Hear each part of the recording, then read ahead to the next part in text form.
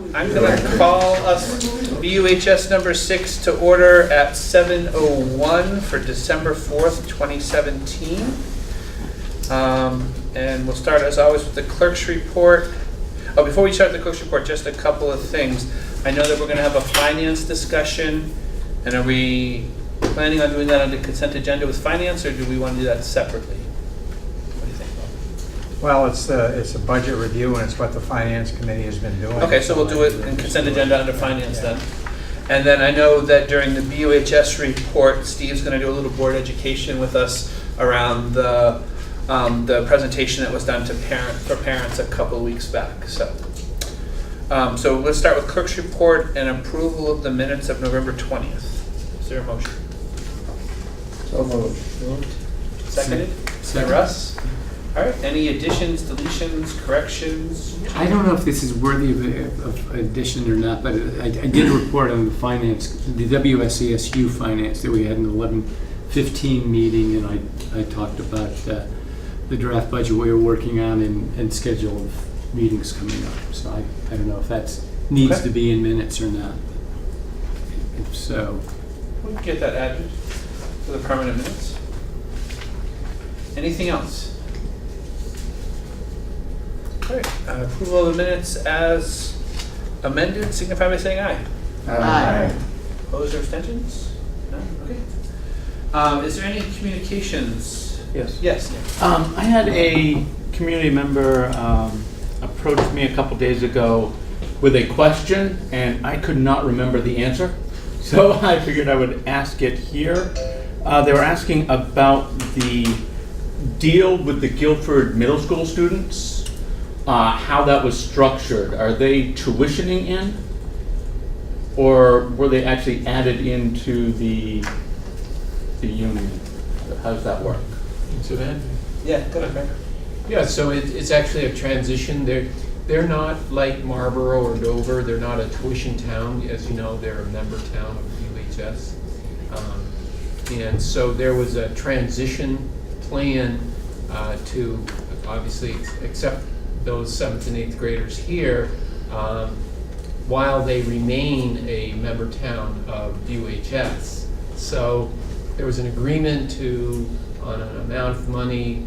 I think the first agreement might have been 2014. Do you know if it was before that? I think it might have been 2014. Yes. Before I had started here, but essentially it mapped out a 5-year plan to accept the Guilford 7th and 8th graders. And that has been extended on these 1-year increments in anticipation of the state notice to the boards that governance will be reviewed effective July 1, 2019. So that actually might come up in our budget overview tonight, that finance committee's reviewed that transition plan and extended it 1 more year for this fiscal year budget that we're planning. So throughout the transition plan, it's like they're tuitioning in, or? Well, it's a payment. I don't quite from understand how that works. It's a payment from the Guilford School District to the BUHS District Number 6. Because the money for the students is still going to Guilford? Well, money doesn't go to school districts in school funding for regular education.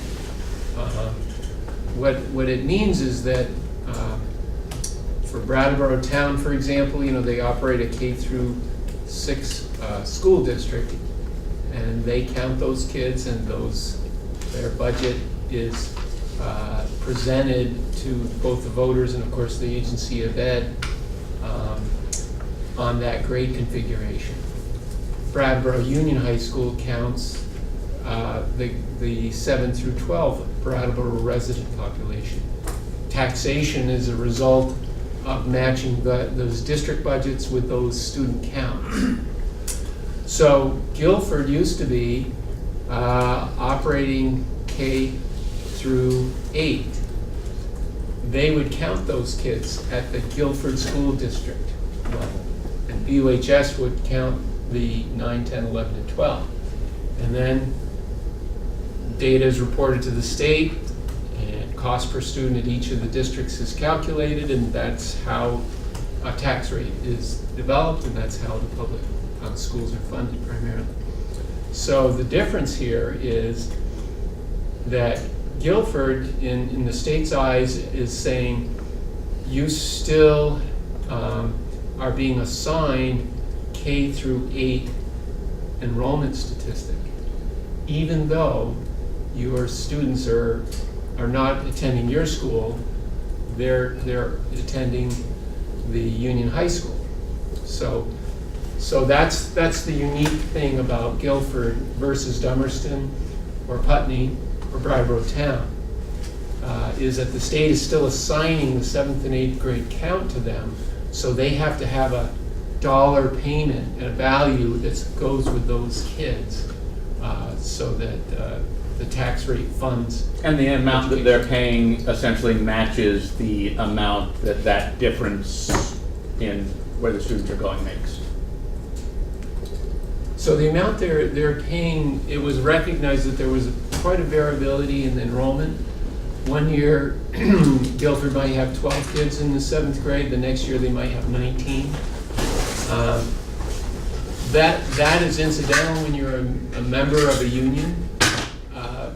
So it was intended to be, to treat Guilford like a union member, where they didn't see the volatility in a cost that goes with enrollment, just like Dummerston doesn't see it, and just like Putney doesn't see it. So that was the idea of an agreement for amount of money for a number of students, and they weren't concerned about how many kids came. It was just a reasonable compensation for a transition, with the expectation that either the state board will reconfigure these districts so that kids and money are matched, or maybe, I don't know, but maybe Guilford would, if the state board doesn't do anything, the Guilford might petition the board to change the configuration of their union status from K8 to K6. So they're just like Brattleboro. Those are possible scenarios in the transition. Okay, you understand that? Okay. Original numbers reflected that this was essentially good for both parties, because with the additional students, we were better able to utilize our resources at PAMS without adding any real expense. So it was a win-win for both parties, and it still is, I think. Any other communication stuff? Okay. Recognition of groups and individual visitors, and we have none, so we're going to move to consent agenda. Is there a motion to enter consent agenda? So moved. Is there a second? Seconded. Moved and second. All right. All in favor? Aye. All right. We are in consent agenda, and let's start with finance, building, and transportation. Okay, the Finance Committee met last Tuesday, I can't remember the date. And they approved warrant numbers 1078, 1079, 1080, 1081, 1082, 1085, 1086, 1088, and 1089. The amount of $2,464,514.53. Also, warrant numbers 1090, 1091, 1092, 1093, 1094, 1095, 1096, 1097, 1098, 1100, and 1102 in the amount of $385,326.13. We also approved payrolls from 1027 in the amount of $416,662.93. November 10th, the amount of $416,537.39. And November 22nd, the amount of $514,976.76. And we also worked on the budget, which I believe Mr. Woodward will talk about. We did. I just would point out that that meeting that we approved the warrants was actually on Friday the 1st. Oh, thank you. And the Finance Committee also met, since our last meeting, we've been quite active. We met on the 7th, the 14th, and the 21st to review various aspects of the budget. And we're ready to pass it along to the full board. I just would like to make some initial comments, and then Frank has a handout.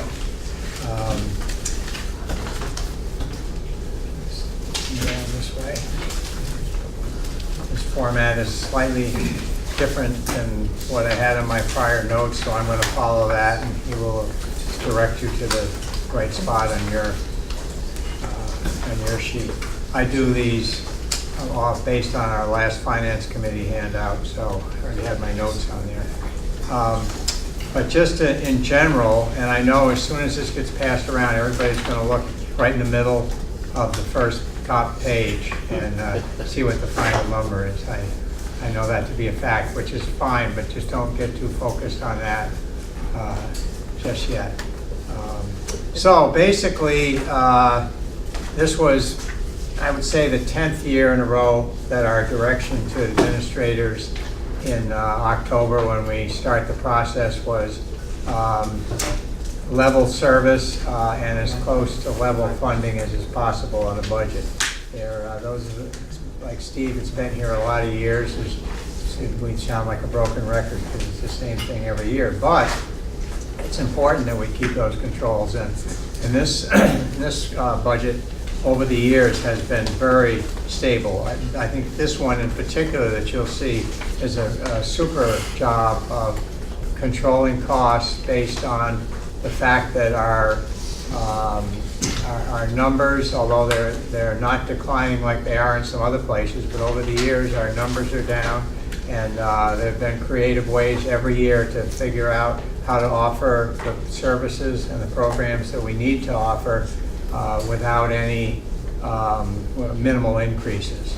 So level funding, discretionary spending, which is pencils, books, and all those things, was kept level.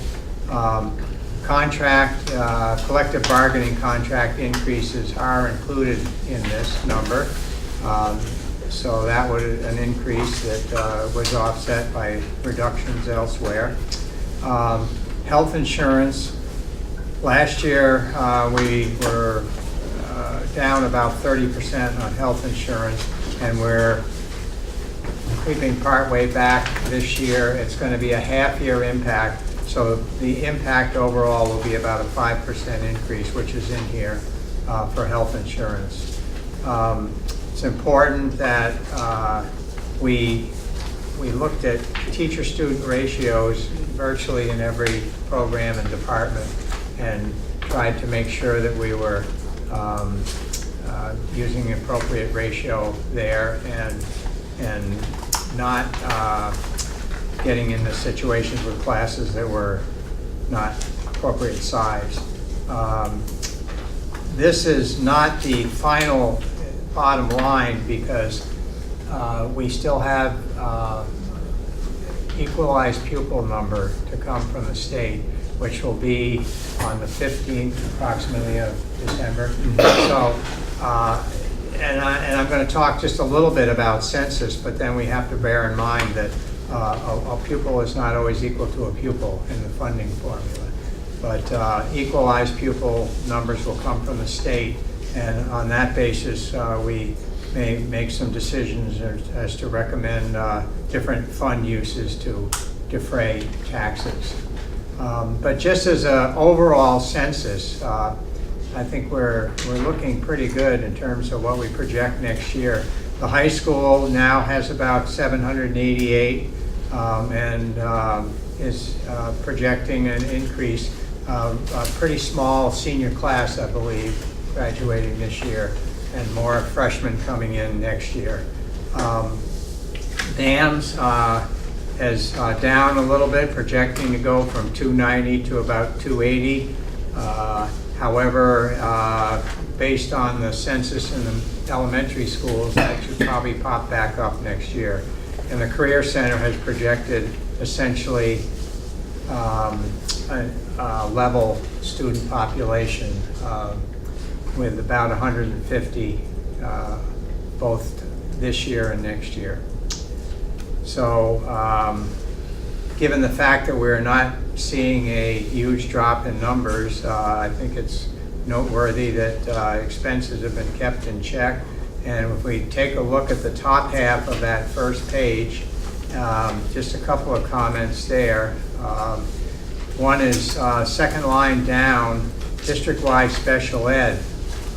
You see that's down $75,502. And that is in spite of more needs. Every year it seems that we have more issues and things that need to be taken care of, but when special ed was consolidated to the supervisory union, the utilization of resources definitely has had an impact, and that number is down. That certainly helps the budget. The senior high, BAM, and senior high budget is down 1.7%.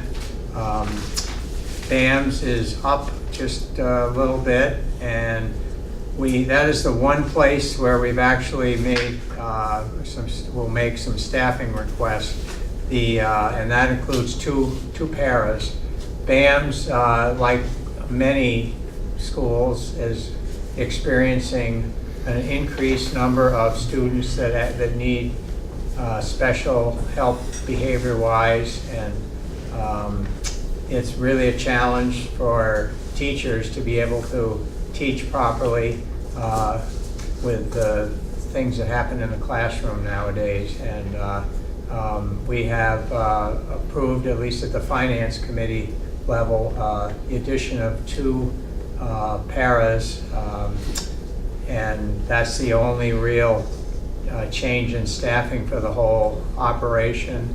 There is a little bit of reassigning in the Career Center, and the high school is basically no change in staffing. So that generates the numbers that you see about on the top half, but after they talk about the special ed and the debt service, which by the way doesn't change.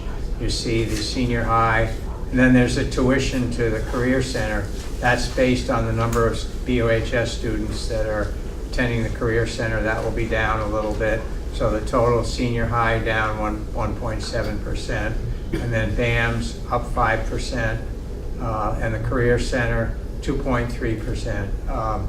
In the Career Center, a recent decision was made that we will have to curtail one program this coming year, and that would be the horticulture program, due to just an extremely low census of students and a low subscription rate to that. However, we have left it that if recruiting efforts over the course of the next few months can generate a reasonably sized class, we'll figure out a way to make it go, because there will be some revenue attached to that as well.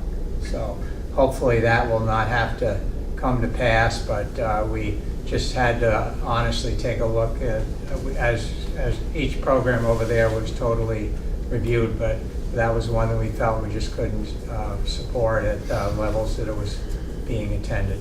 So that's a change in the Career Center. I think those are the key points. Our hope will be that everybody will have a chance to spend a little bit of time, ask questions tonight if you want, but we will have another public session actually on the 18th, I believe, is that the next meeting? where we'll present it to the public and in a little more detail. By then, we may very well have equalized student numbers. Probably they'll come in 5 minutes before the meeting, and somehow Frank will get them into the system. And any further questions and comments there. I think that, and the Finance Committee believes that this is a incredibly responsible budget that has been put together, and I think we meet what the expectations, will meet them of the taxpayers and meet the expectations of those of us in education and those of us in the administrative world of the state. So, did you, maybe Frank would make some comments on revenue? And, we also, I believe in your packet is the capital program. The last 4 or 5 years, the Finance Committee has kept a running capital program, and each year we move it out another year or so. Things will change on that, but the capital plan is in your packet. Do you want to comment on revenues? Sure. And whatever all those gyrations that you do to figure out where we're going? Sure. So in the second page of the document that we've handed out this evening is the funding sources of the $25,375,000 proposal that Woody has just reviewed. And so when you look at the bottom of that, you see the same number on page 2, proposed $25,375,000. So these are the various sources of funding. And if you're looking at fiscal year 19, that column, you would see the largest number on the page, $19,188,000, and that's the general support grant. It's also down, you see, $22,811. And that's, I make a point of that because that's the number that goes into the tax formula to set the school property tax rate. And the fact that it's down would imply that if we have the same number of students, equalized students from the agency of ed, we would see our taxes go down. However, we know it's unlikely we'll get the exact same number of students from the AOE. That is subject to the equalization formula that the school funding law requires, which the most significant difference between our census that we count today and what the state uses is a adjustment for students in poverty. They increase our number by a factor of 20% to accommodate for more resources needed for the interventions associated with students at risk. So that's relatively good news, and you might expect that based on, as Woody's reviewed, essentially a flat spending line. And then the other, just to help you understand that, so if our voters approved a $25,375,000 funding plan, it's all the other revenues that are essentially removed from what's called education spending. It's the basis in which the tax rate is set. Or another way to say it is that 25 million minus the 19 million, that's about 6 million. That's what all of that other stuff adds up to. That's tuition. You see right off the top, 1.2 million in tuition from sending schools like Dover, Marlboro. It's the Career Center funding. You see quite a bit of Career Center funding associated with the state support of technical education. When you add all of that up, it's about 6 million, and the number that's left over is the 19 million. It's essentially the balancing figure that is used to set the tax rate. As Woody also said earlier, we don't have the census data back from the Agency of Ed, and many of the line items in this budget, in the revenue page, are set by student counts. It's student count times some sort of an index. So we've used our best estimate at this point, but these numbers will change when we get the census data. It's not going to change spending. This is the revenue assumptions. Generally, the board and the voters vote on spending proposals. They don't vote on revenue sources.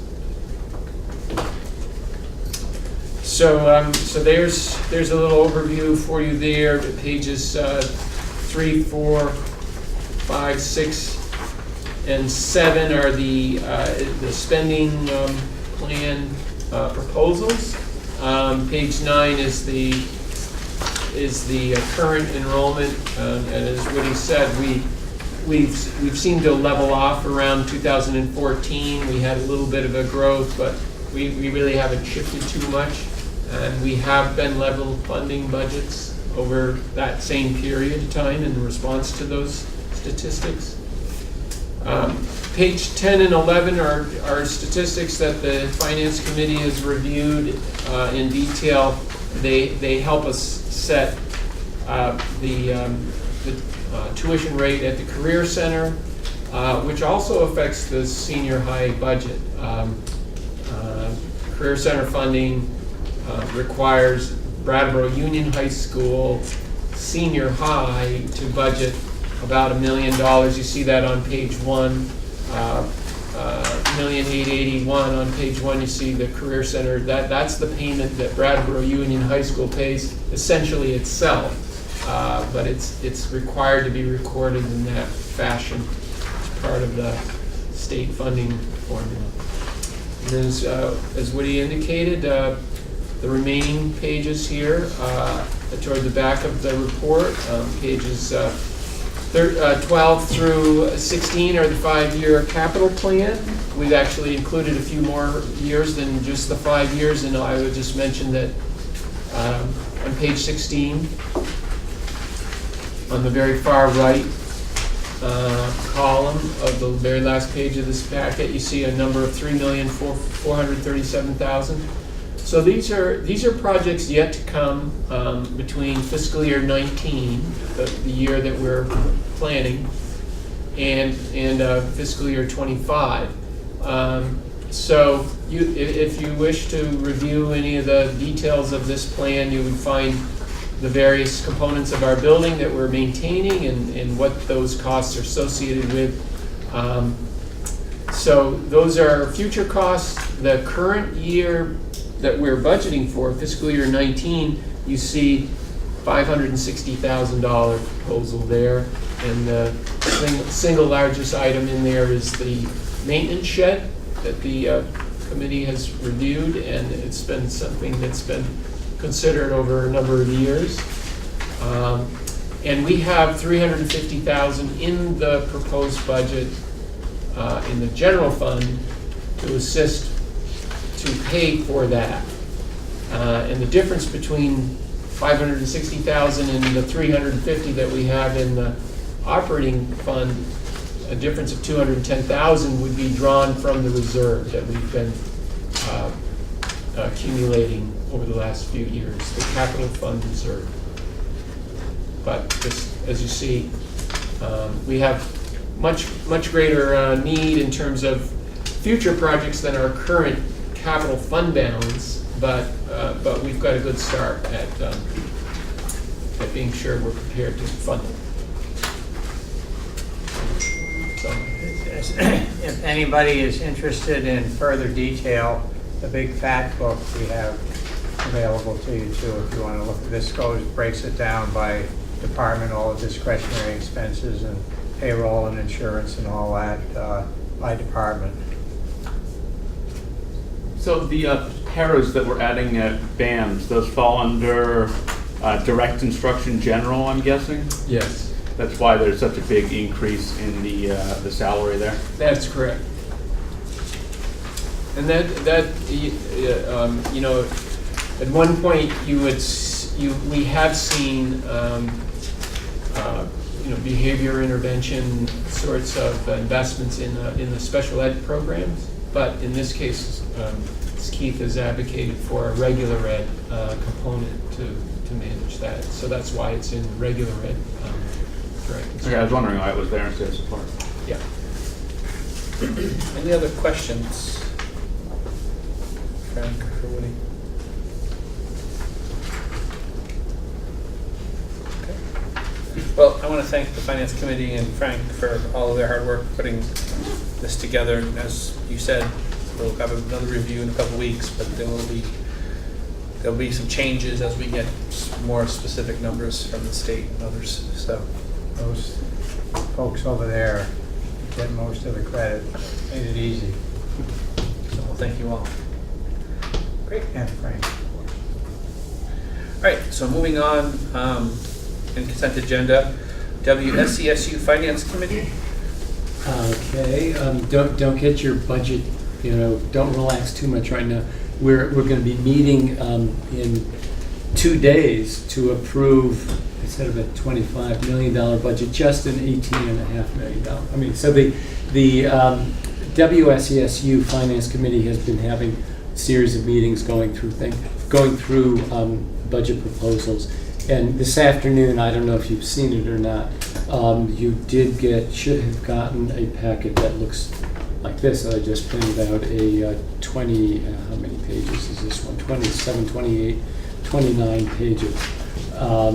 And this is in our attempt to try to get more advance notice out so that the first-time committee members see these numbers are not at the meeting.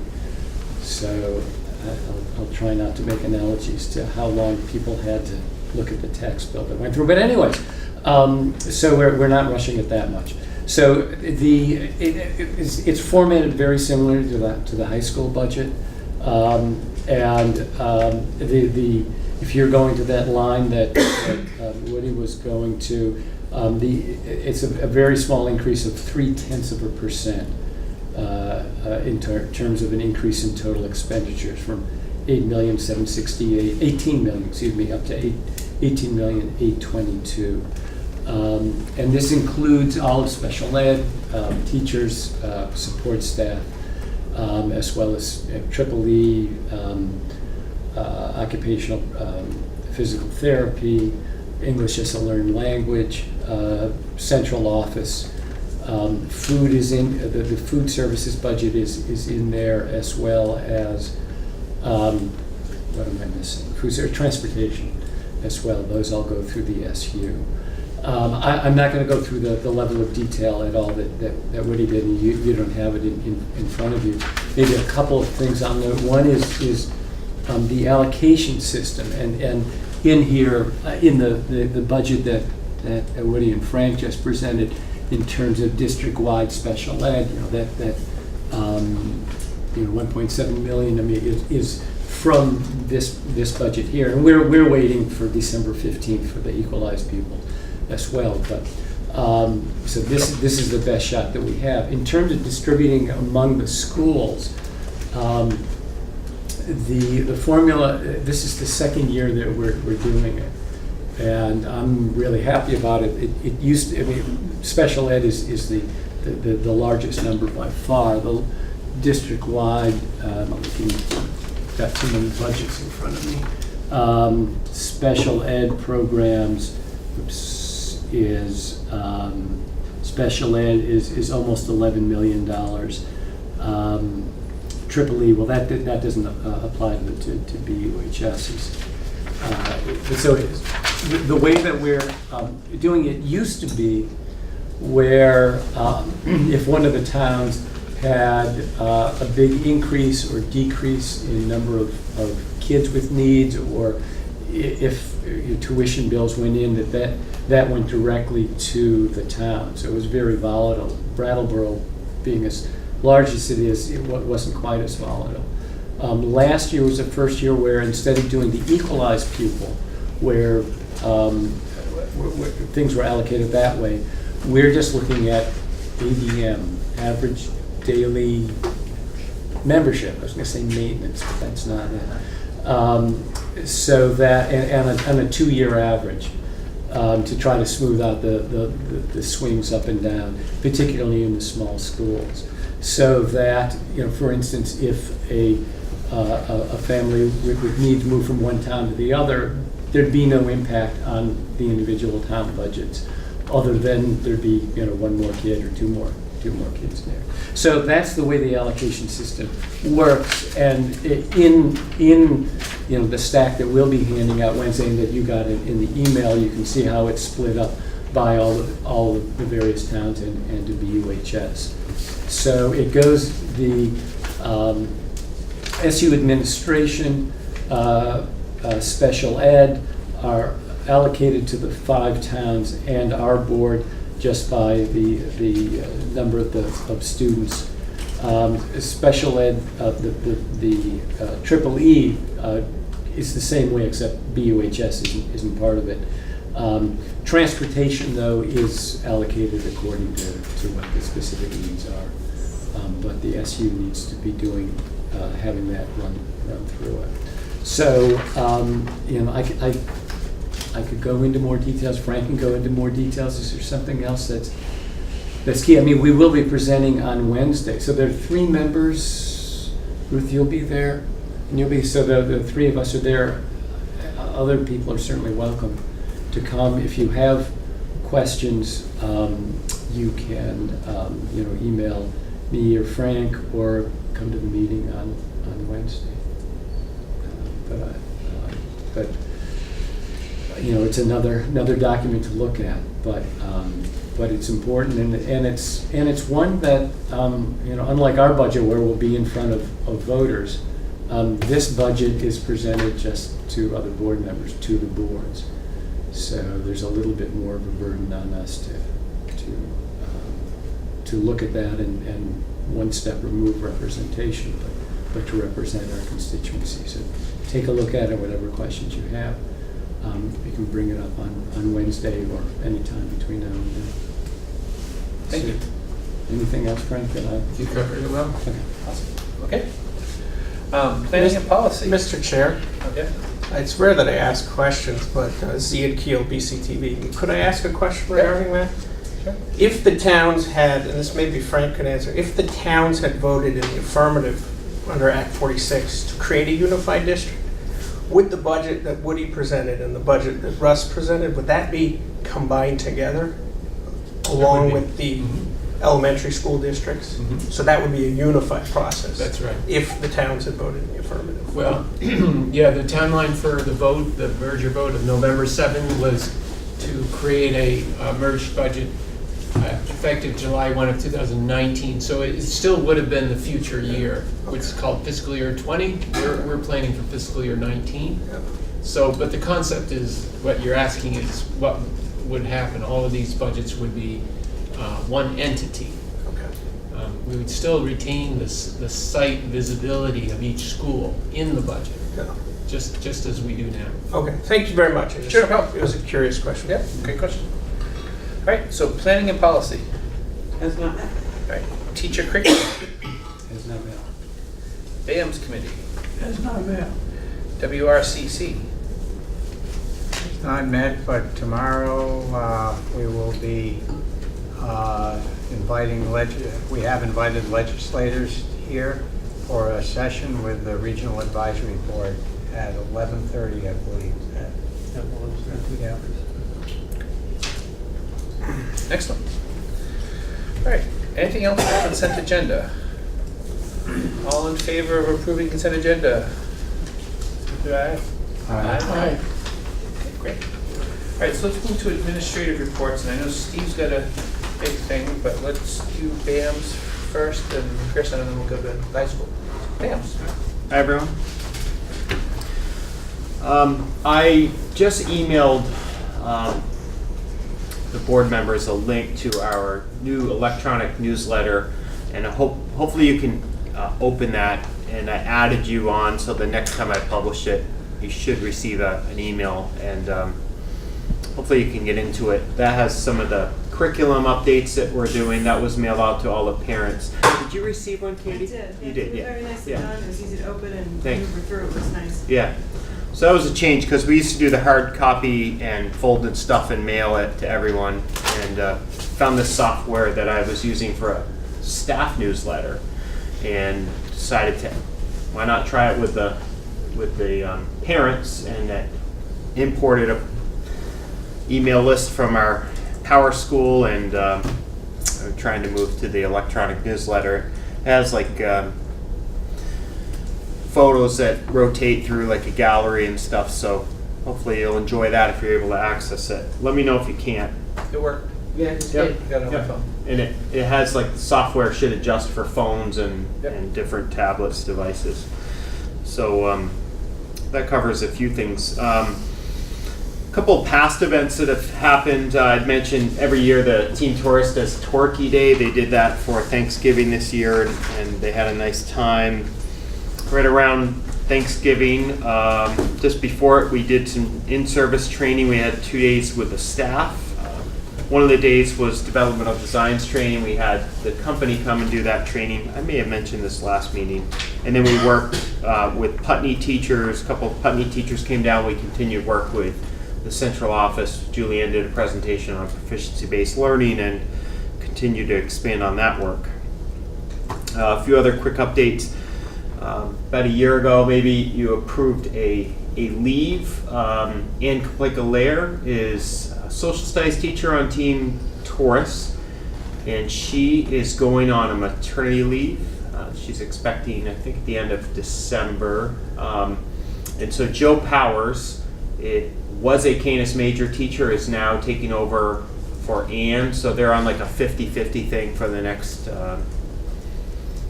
couple of years, actually. So Joe will finish this school year and start next school year, and then Ann plans to take over the about a year from now. So just a quick update there. Joe started last Friday. I also mentioned last time we have this circus residency. Erin O'Keefe, she comes.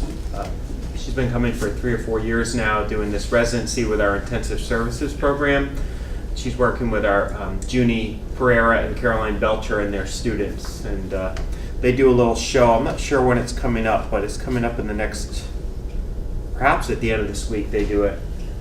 They've done like 2 weeks. They'll do 2 weeks of working with Erin on circus skills, and they do a great show at the end. So it's very satisfying for those kids, rewarding.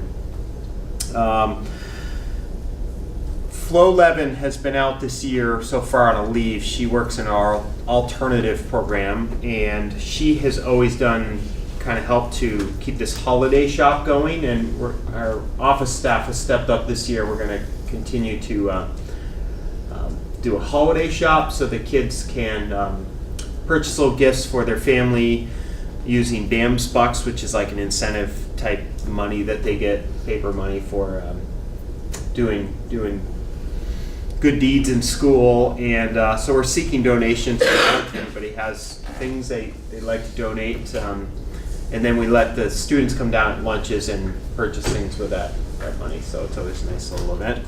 This is the picture on the BAMS bucks. Well, I try to hand the ones out with other people on it, but we have different denominations. Okay. Yeah, I think I'm on the $1. Mr. Dotton's on the $5, and I don't know, Mr. Perrin maybe on the. Oh. Yeah. So that's it. Thank you. All right, Career Center. Alrighty.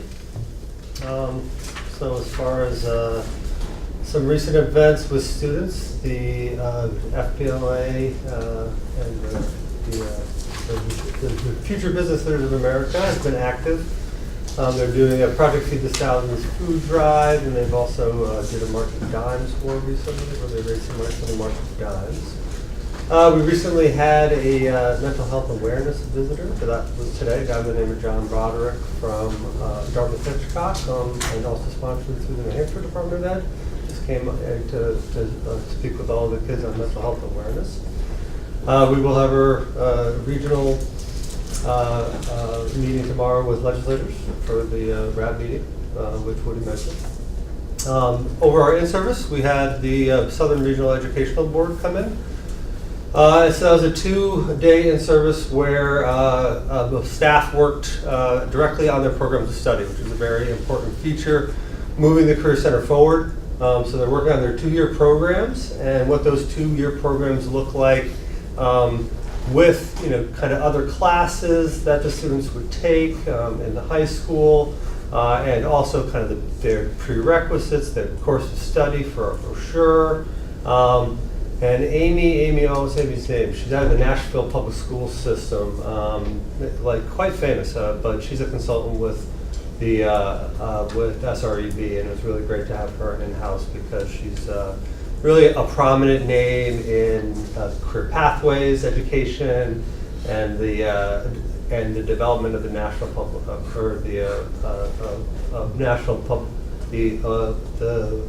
national public schools to an academy system is really there's books written on it, so it was good to have her in-house. We also talked on proficiency-based education. This spring, we're working on our admissions process. We're going to have an application process once again, so we're going to return to that. So we're looking forward to just getting to that process-oriented approach. We're putting together road shows where we're going to go out and really showcase our programs to the local middle schools and the entering freshmen and sophomores to the Career Center. So that'll get started in January. And that's kind of a mix of media and live demonstrations of a variety of different career pathways, so that entering students can see that. Within adult ed, we really continue to work on shifting that program to really looking at really a key issue is really career development to scale. When you look at the post-secondary needs of graduates, the post-secondary needs and credentialing needs of adults within our modern workforce, it's important that we look at that. So we'll be contracting with a new website that is much more interactive. Like right now, there's not any real data on adult ed because of the way that we were running that program. But this particular website is a very interactive with like it's publicly facing, but it interacts directly with the consumer. So it's kind of regionally based. It can serve high school students in a career development capacity. It can serve industry. But this company, UConnect, has been working with colleges and universities throughout the country as a startup for the last 5 years, so we'll be the first adult ed and career center to adopt that technology that's being used within career services within the university setting. So that's been really exciting. There's a lot more to that, but a lot of that is about really filling the pipeline. We have workforce needs in Vermont. We have more people leaving the workforce than entering.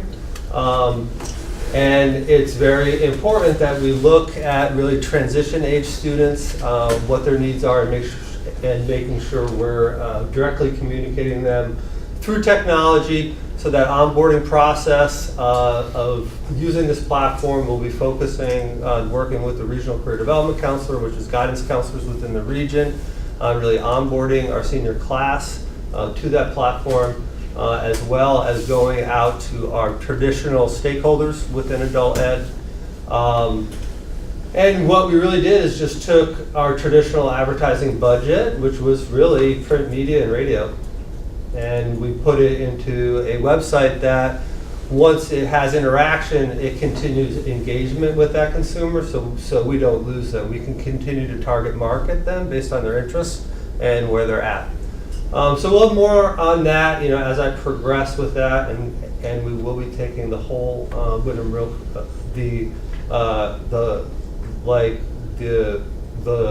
Career Center website will all go onto that, but that'll be in phases.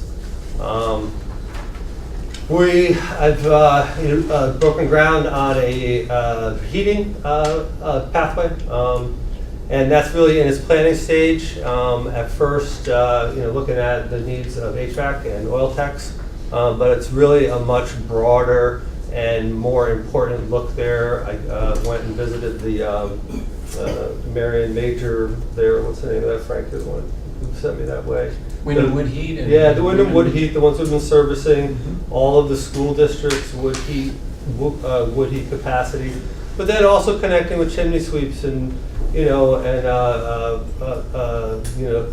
like there's certified dryer vent technicians. So we're really looking to make sure within this planning process, and we might have some nice partners on that I'm talking to on the state level, just making sure that all of that technology gets into the same room, because it seems like it's really important that if we're going to transition to any other kind of heat sources, that we have to put all those different kinds of heating systems in the same room, so our next generation of students can swap out heating systems. So that's going to be an exciting process in the planning stage. Like we got CODA and CODA on board pretty nicely right now. I'm talking with Marion with the wood heating, as well. But that's planning. Looking forward, I'm not sure when that's going to be, but the next time I report out to you, we might be getting some support within this planning stage, which will be nice. The other, kind of bigger, we have a lot of new adult ed initiatives. Another one is we're going to be promoting a career development credential. If you're familiar with the Pathways to Prosperity white paper that was written maybe 4 or 5 years back by a fellow by the name of William Simons, it was down at Harvard. It's a pretty influential look at CTE, the shifting context of post-secondary education. And through that, really, this Coalition for Career Development, which is actually housed at Arizona State University under Michael Crow, is doing some amazing stuff with public education.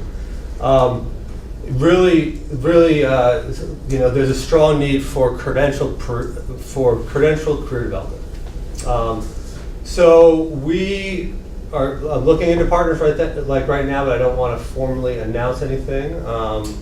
But I think the important thing is that our educators, our employment specialists in the region, the career professionals, special educators, are given access to this program on an annual basis, and I think that will really, start to put a different framework of education that will help, personal learning planning, and certainly, our regional context for how we look at that.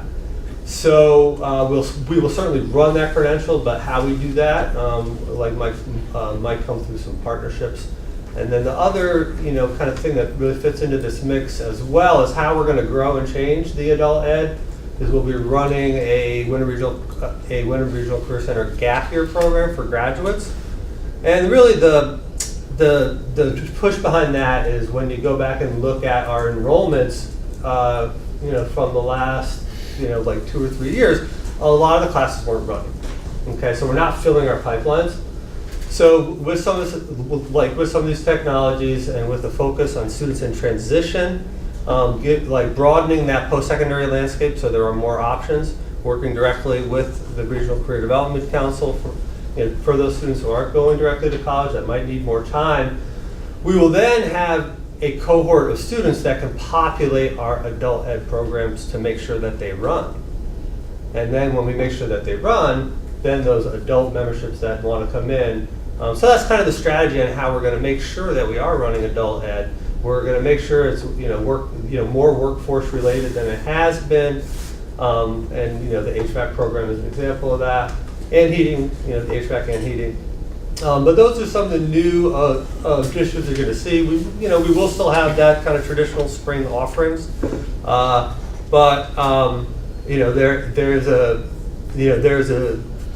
there's a shifting context. If you look at just offering single shot classes in some of the things that we were offering that wasn't really having a dramatic impact on the needs of the workforce, and the real post-secondary emphasis that is on, getting a good job. You have to be, always getting new credentials, always looking forward. So I'll look forward to kind of reporting out on the development of those. That's really very tip of the iceberg, but they're all wrapped together. There's a few other programs too, but I'm going to kind of stop for now. And the one other thing is that for that regional advisory board meeting, that is the focus of that is on a white paper written by the Vermont Association for Career and Technical Ed Directors, that just looks at a shifting context for CTE, looking at grades 9 through 12 to be legislated, not just for those 2-year programs. The creation of a non-competitive funding system, and to really fully integrate with that career development system in Vermont. CCV isn't really tech-oriented. Vermont Tech's a long way away. We got to do something about that as a state. If we look at where the jobs are, the numbers of where our demographics are.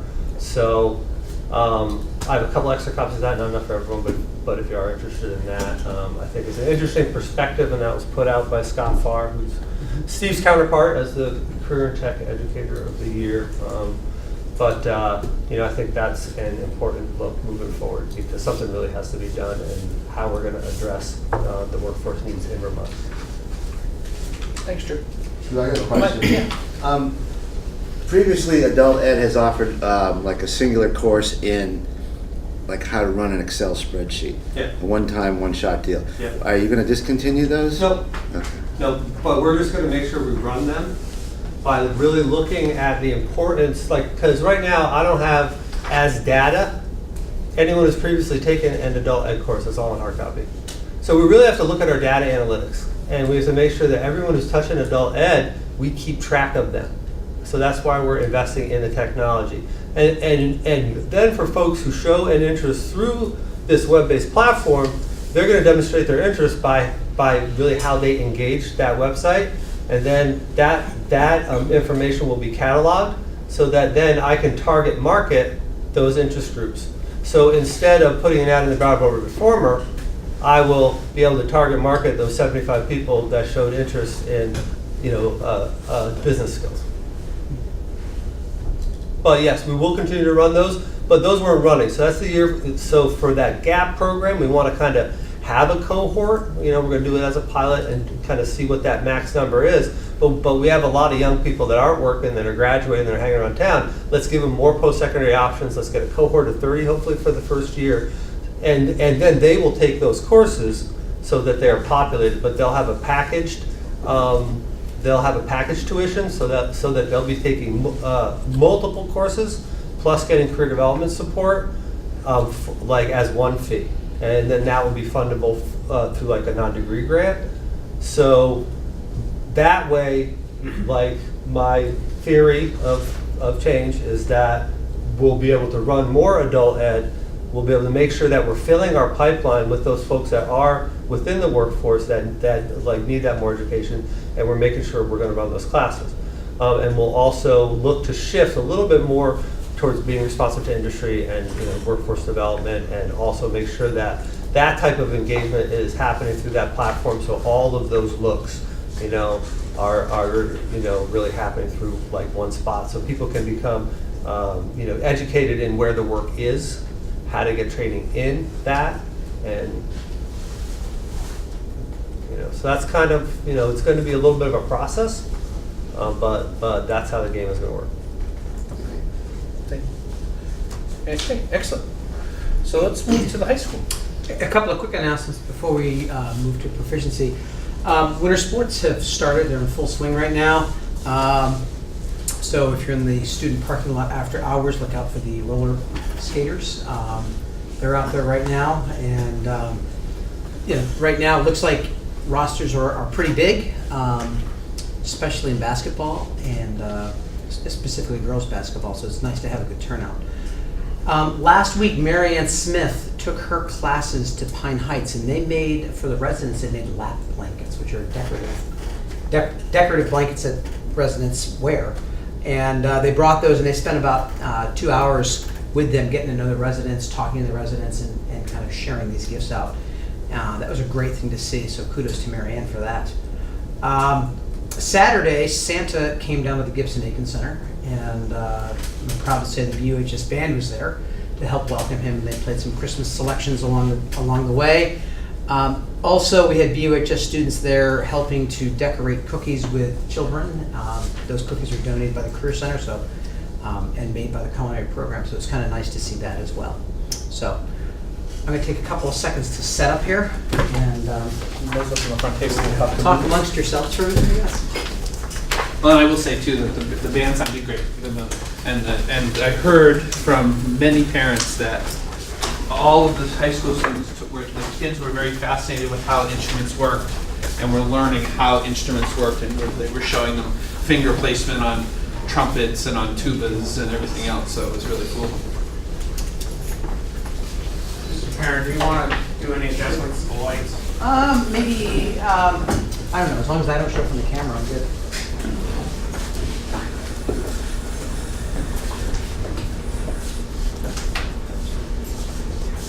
I'm going to just experiment. Is that better? Probably for the screen? I think so. Oh, okay.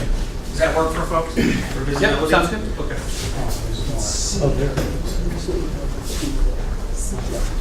So you have a rather large packet. So Ricky asked me to kind of recap the presentation that I gave to the parents at the beginning of November that we're going to be doing in January. And some of this you already know, so if you feel like I'm glossing over something and you're not sure of, stop me. Because I know I've done several presentations to the board on various aspects. So I'll try to take you through it and be respectful of what you've already heard along with what you haven't heard. But I'd like to start with a student video that was developed by some students in Central Vermont. And these are actually students that are in another iteration of the YATS class, and that Ben Lord is running right now here. So this was a project that a group of them did last year, and it kind of speaks for itself. It's kind of a student view on what proficiency-based learning would look like.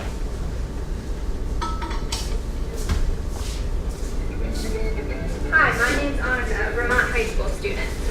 You may have noticed there's a lot of buzz and activity around school change these days, with both teachers and students working to shift the current system to something that will improve learning and teaching even more. One main focus right now is proficiency-based learning, also known as PBL. It is a way to personalize learning and assessment so that you can learn at your best pace and demonstrate your learning in different ways. All schools are transitioning to this system, and all students will graduate based on proficiency by 2020. Now, I know many of you like the system the way it is, but once you understand how you can play a bigger role in shaping your education and monitoring your progress, it will become both more challenging and more fun. Why change to proficiencies? Our rapidly changing world. One reason we are changing to a proficiency-based system is because the world around us is changing. Schools are responding by redefining the ways we learn and how that learning is assessed. In order for us to be effective in whatever path we choose after graduation, we need to be truly prepared. Grading doesn't tell the whole story. Another part of why schools are moving towards proficiencies is that using only letter grades is a pretty limiting way to assess learning. Let's say you mess up early in the year and get a 0, like not handing in an assignment or bombing a big test. You can usually never get your grade back up, even if you figured out the material later on. In the old grading system, your final grade is based on an average of all assignments.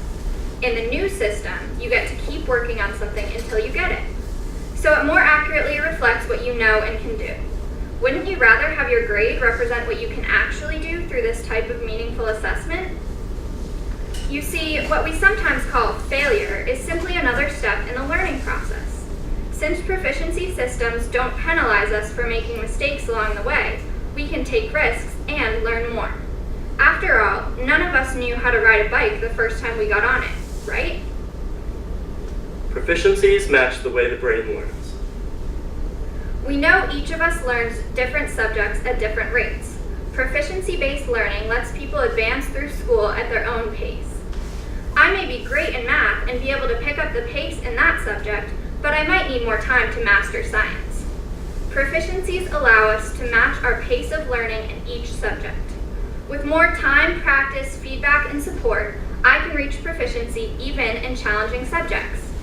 Proficiency's personalized learning. Finally, proficiency-based learning is more personalized, so you can learn the content and demonstrate your learning in different ways, not just with tests and essay. What are proficiencies? Being proficient at something includes both knowledge and skills. Let's take, for example, driving a car. Not only does a licensed driver need to intellectually know and understand all the complexities of driving a car and the rules of the road, she also needs to apply that knowledge by actually driving. Proficiency-based learning is the same way. Not only do you need to know content in a subject, but you also need to know how to apply it, and usually it takes practice to really learn these skills. Just like learning to parallel Clerk. Almost. Closer. Got it. Here's an example of a proficiency in global citizenship. It reads, I can propose solutions to local and world issues by using geographic tools to analyze data and examine cultural information. It's cool that it's written that way because it's really specific about what I need to learn, figuring out how to use geographic tools and data to explore an issue in my town or the world that interests me. Maybe something like using GIS neighborhood information to coordinate recycling pickup so there are less trucks on the road. Then I can demonstrate my learning by presenting at a community meeting on how to reduce pollution. What I'm learning is clear, relevant, meaningful, and I have more say in how I get there. Proficiencies let us spend less time memorizing facts and more time doing active and applied learning. In this case, the learning equation looks like this. Knowledge equals identifying a world issue.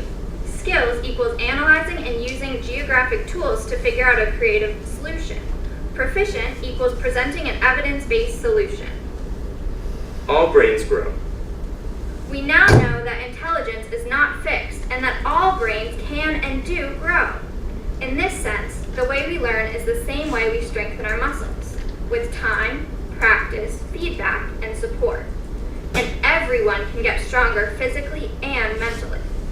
A proficiency system gives us the space to grow from where we start. So even if we hit a wall, we can pick ourselves up and keep going. Transferable skills. Finally, you might be hearing about transferable skills.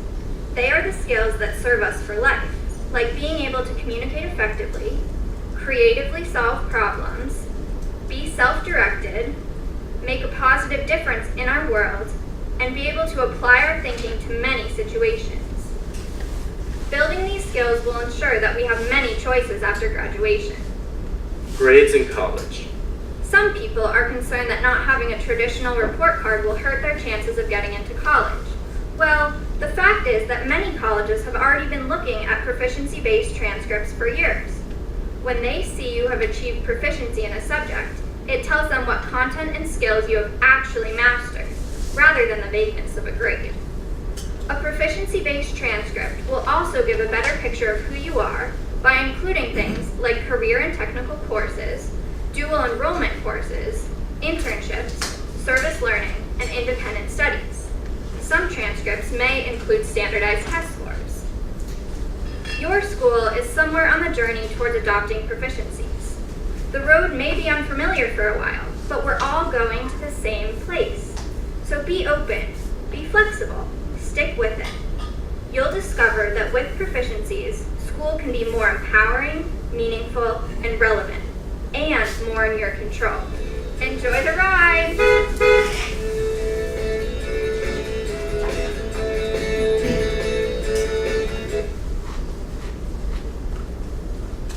So that's a good overview from a student perspective to kind of see what proficiency looks like. But as we talk about proficiency, for us, we take a look at proficiency, and some schools started with transferable skills, some started with what we call graduation proficiencies. I'm going to take you through that language in just a second. But first, what we talked about at the parent meeting is we did a quick history lesson, which we'll go through here. We'll talk a little bit about the 10 principles of proficiency-based learning, which many of you are familiar with. We'll take a look at one of our performance indicator rubrics and talk about how it works. Talk a little about next year, and then we'll talk a little bit about questions that we have about this current status. So we began working with the League of Innovative Schools back in 2011, and that group is part of a bigger consortium called the Great Schools Partnership. Great Schools Partnership is run out of Maine, and they worked with the AOE to give most schools in Vermont a proficiency-based learning grant for the 2014-2015 school year. And what we did during that year is a group of us from the high school, middle school, elementary, and central office went up to Lake Maury for 2 days a month and learned about various facets of proficiency-based learning.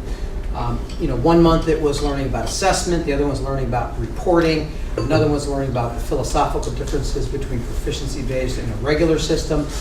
And that was a pretty enlightening process. We came back every month, shared what we had learned with our faculty, and began to move the process along. So we've been looking at this since 2014.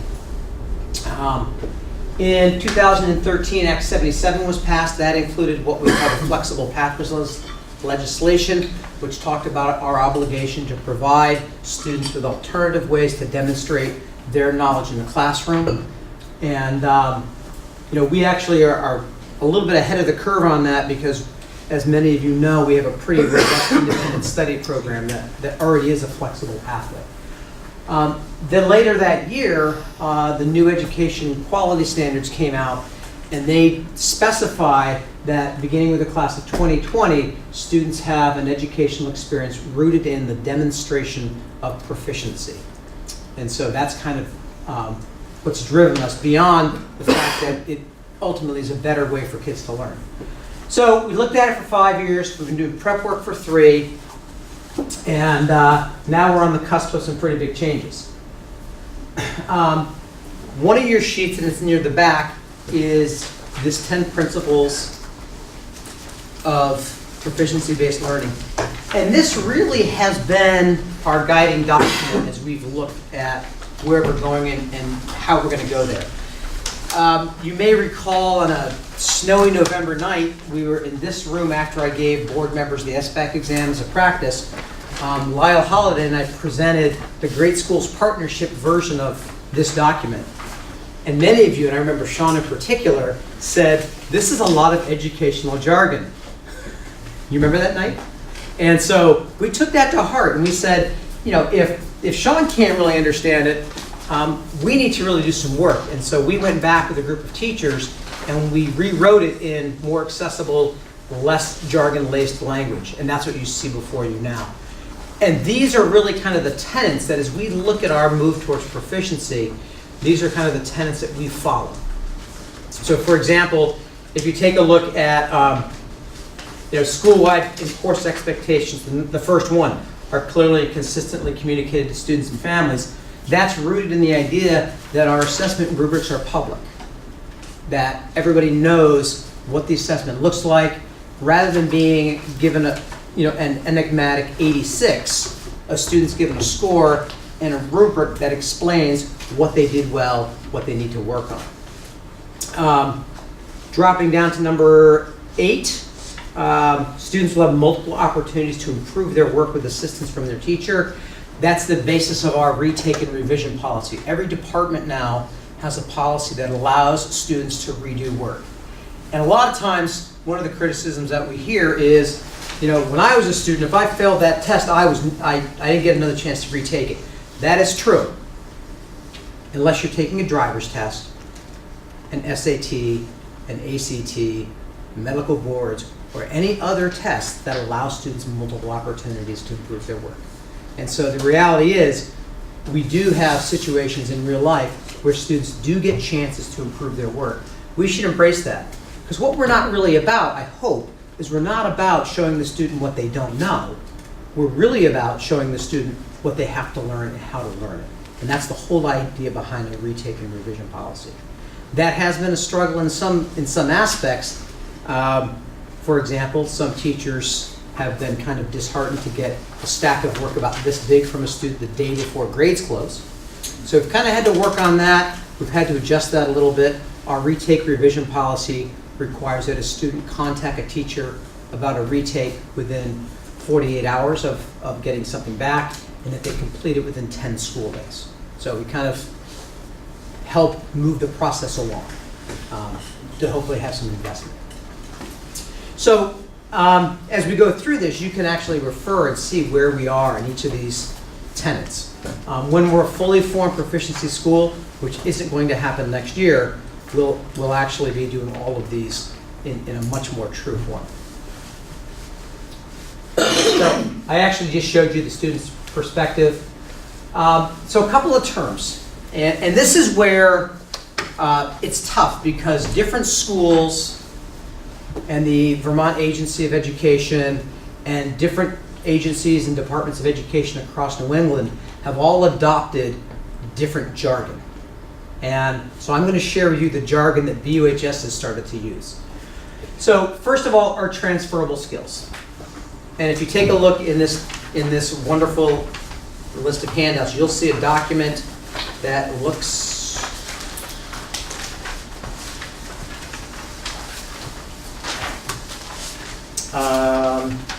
looks like it's not in here. Let me see. Keith, do you see it in there? The state document?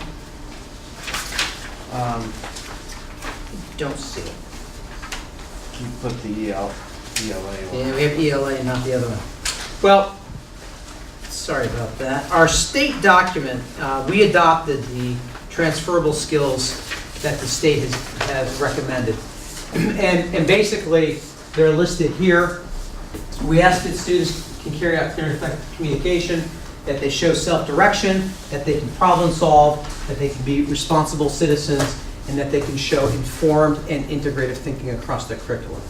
Those are things that we want all of our citizens to do. That's what we want all adults to do. That's what we all do every day. We're asking that students can document that twice in 9th and 10th grade, so each one of these, and twice in 11th and 12th grade. So it's incumbent on us in our courses to make sure that we build in opportunities within our coursework for students to do that. Some of them are really easy. Clear and effective communication, can be as easy as writing an essay in English class. That can be as easy as doing a lab report. That can be, getting up and debating something in class. So there's a lot of different ways for students to do that. One of the challenges for our teachers right now is to identify how in their courses does their work meet and show those transferable skills. And there's a big debate in education. It's not necessarily that they're addressing these, that they're talking about it, but we want our teachers to actually be assessing that. So it's not enough to say, wow, Drew, you're a really effective communicator. I've got to be able to give him an assignment and documentation that shows that Drew's an effective communicator. So, down one level from that is what we call graduation proficiencies. Those are actually where we began this whole process. Those are rooted in departments. So what we asked each of our departments to do was to identify what they thought was non-negotiable for students to do in their subject area to graduate from BUHS. An example here is English, and this is a sample from the state. This is 1 page of 7. What English did is they chose to adopt the state's sample. Science went with the next gen science standards. They've done a lot of work in that in the past couple of years. Art and music got together and they wrote their own list of standards and their own list of what they call their graduation proficiencies. All of those, all of those graduation proficiencies, if you look at those on the BUHS website, they all link up to a transferable skill. So in other words, if you're able to complete, and there's an English one in here we'll get to in a second, if you're able to complete a certain content graduation proficiency, we're saying that you've also met the transferable skill above. That makes sense? The other piece of this is, it's not just a one and done thing. So you don't write one essay and say, okay, I'm an effective communicator. Departments do have requirements for students. You know, you have to effectively communicate a certain number of times through your high school career. So it's not just one time. Because somebody raised that issue. They said, well, if I write that essay in 9th grade and I get a 4 on it, I'm a great student, I'm ready to graduate. Not really, because what we would consider to be exemplary for a 9th grader is probably going to be really different than what we think is exemplary for a 12th grader. And that's why we ask students to meet the skills in 9th and 10th grade, and then again in 11th and 12th. Okay. And then finally, we get down to the level of what we call performance indicators. And this is where we have specific evidence, the specific assessment that a student has to demonstrate their work. And I know this one's in here. If you draw your attention to a page that looks like that, that is one of our currently used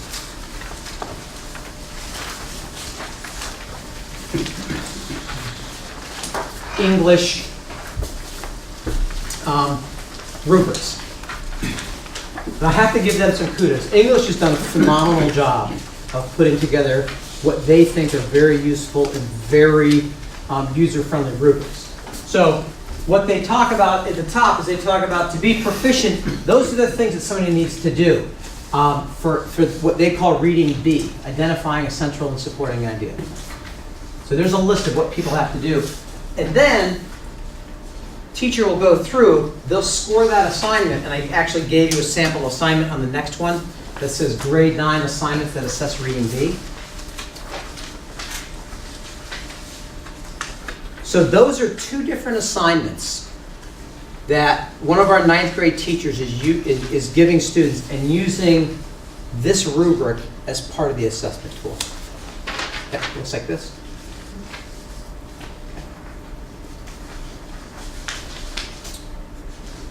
And so, if the student can distinguish the central idea from the supporting ideas of the text, and they can objectively summarize the text, including its structure and purpose, we're saying that they meet that standard for that assignment at that point in time.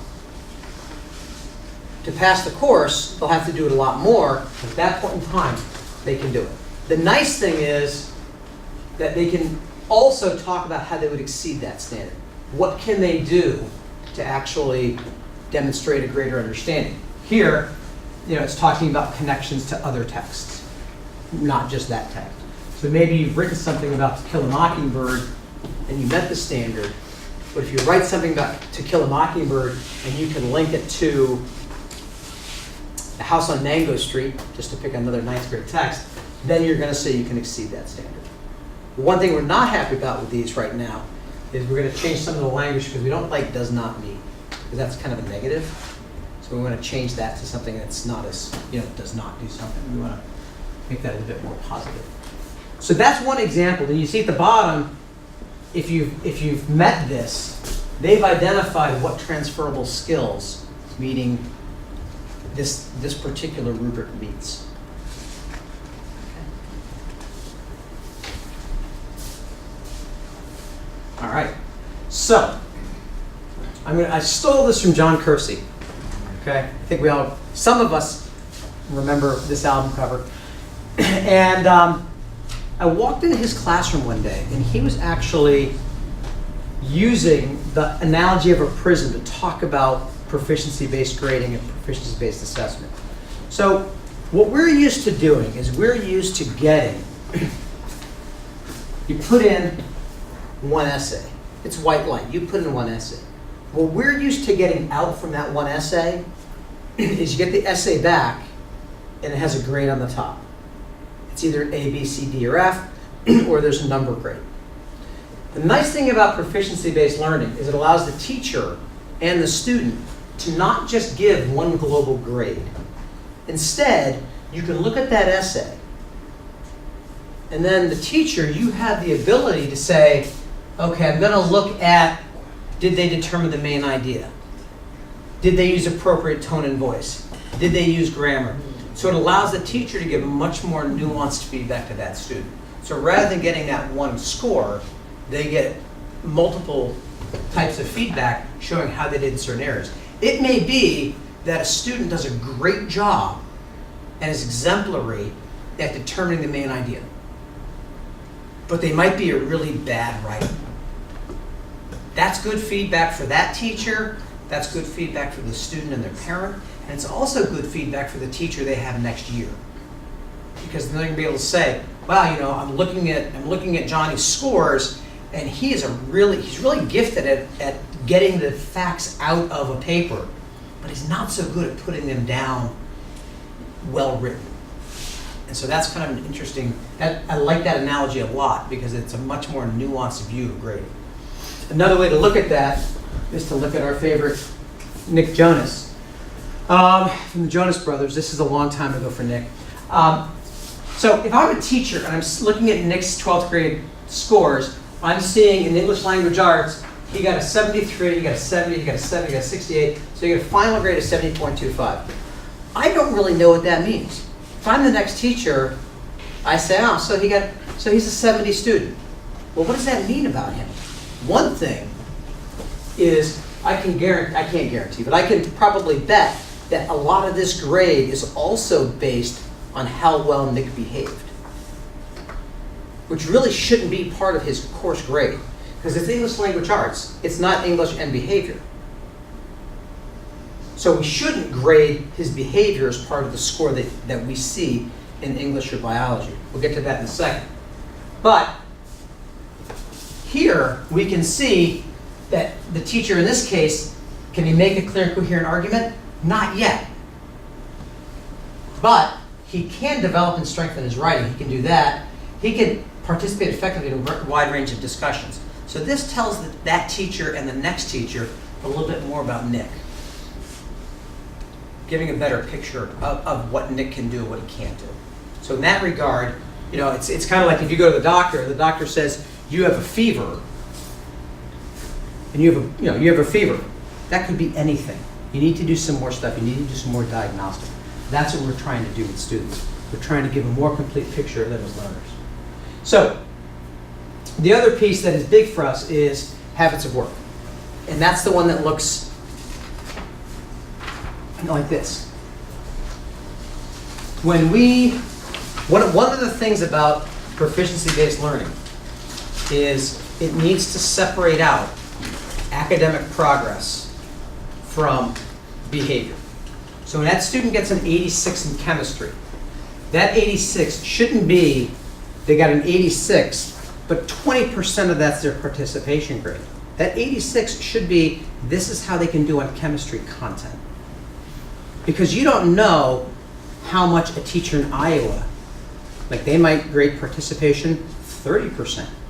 A teacher in New Hampshire might grade it 5%. So what we've chosen to do is we've chosen to separate out reporting of academic scores from habits of work. So we took a long time to develop this last year. This is, I think, the third version. So every 2 weeks, we ask our teachers and our students to assess themselves on the habits of work. And basically we look at behavior, how they behave in class, collaboration, how well do they work together, participation, how well do they participate, are they showing up on time, are they taking a lot of excessive breaks to go wander around the school, and then work completion. Every 2 weeks, we ask the student to score themselves, the teacher asks the students to score themselves, and then they score the student, and they have a conversation. Where it's a little strange for us right now is we're kind of employing two systems. Some teachers, using the wonder of our Power School system, like to attach a specific piece of this, like if they're doing a group assignment, some teachers like to just use the collaboration line and attach that to their group assignment. So they get a grade for the collaborative work, but they also get a house score for the collaborative work. How well did I work with my partner? Was I encouraging to my classmates? Did I move the process along? Did I not? Some teachers prefer to go with a holistic score. They wait till the end of 2 weeks.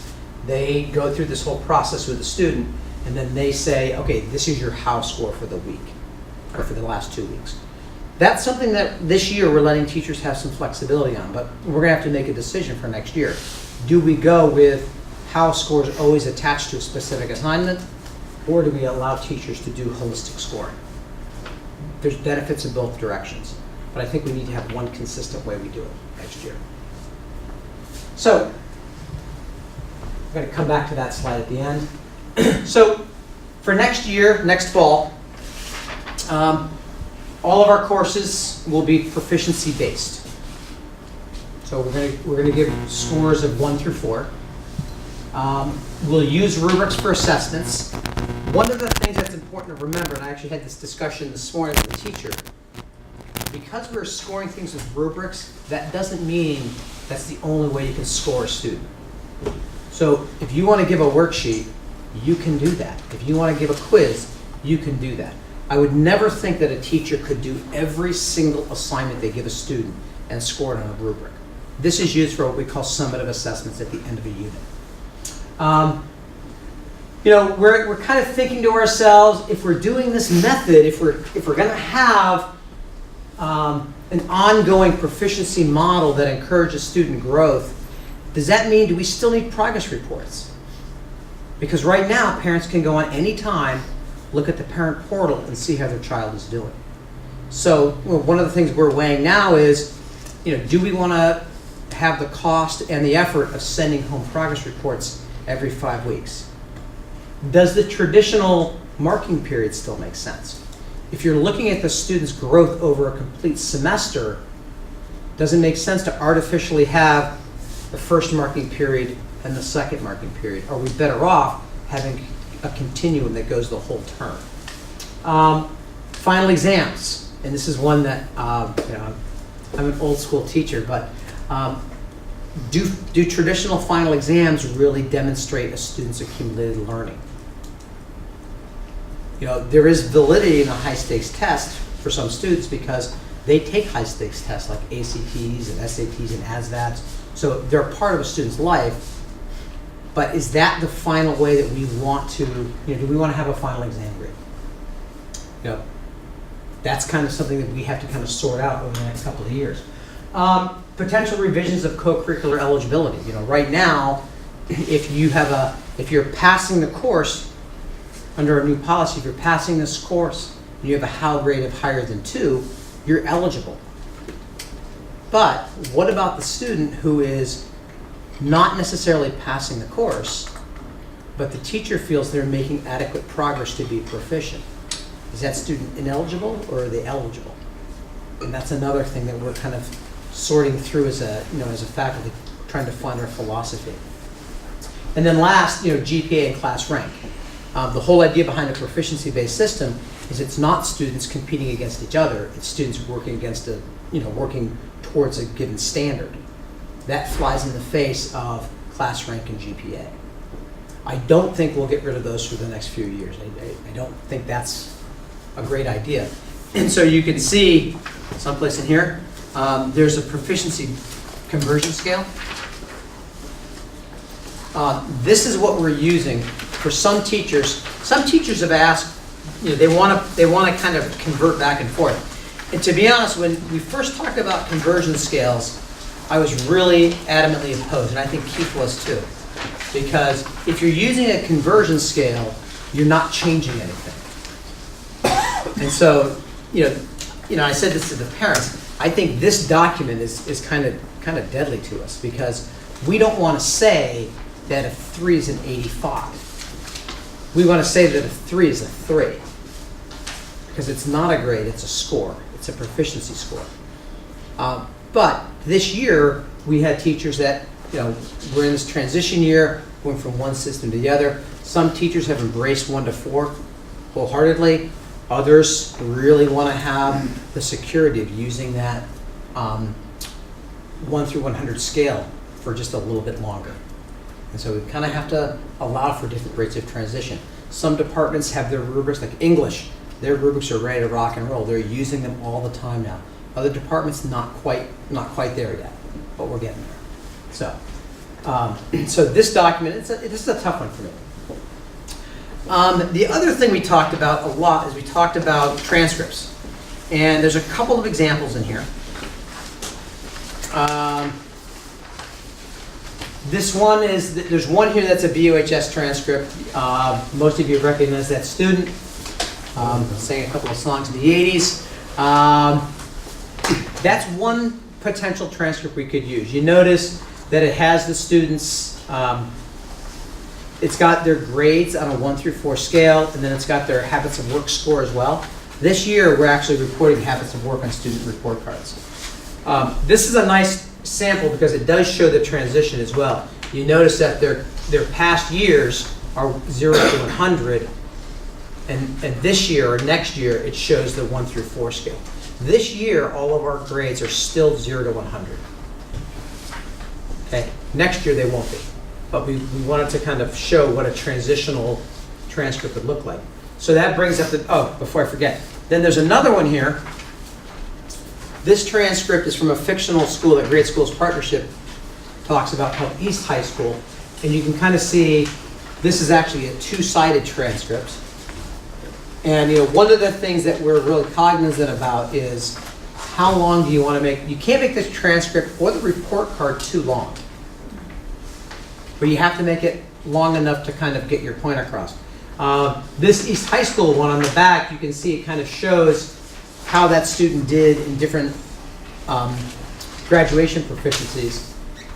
And on the front, it talks about their current proficiency levels in courses. So, and again, we're still kind of sorting through. The thing that goes with the transcript that's really important, that it's kind of interesting to note that for, 20 years, nobody's asked about it, but we have something called a school profile. And that school profile is something that we send to colleges. And it talks about our graduation rate. It talks about how many students go into colleges. It talks about SAT scores. It talks about the structure of our school, the fact that we're on a 4x4 block. It talks about how many of our teachers have master's degrees. That is going to have to be revised to kind of explain our transcript. And that's the key when colleges ask about this, because we've talked to colleges, and the key is the college will take any transcript we give them. And colleges see all kinds of transcripts. They see narrative transcripts. They see handwritten transcripts.